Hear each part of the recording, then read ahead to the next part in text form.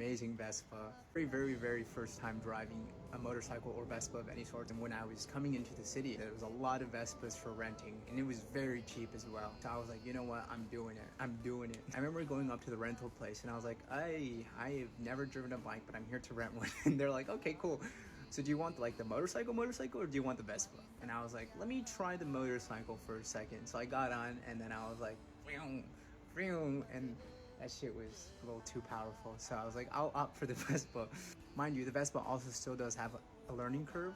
It's just not gonna lurch away from you when you put a little bit of pressure on the throttle. The very first night that I got it, I went back and forth on the same street like 3 times, and then I was like, you know what, I'm ready. And then I start going a bit further up the city, and then I get close to the freeway. I'm like, okay, I come off to the shoulder into a parking lot, and I'm like, am I ready for this?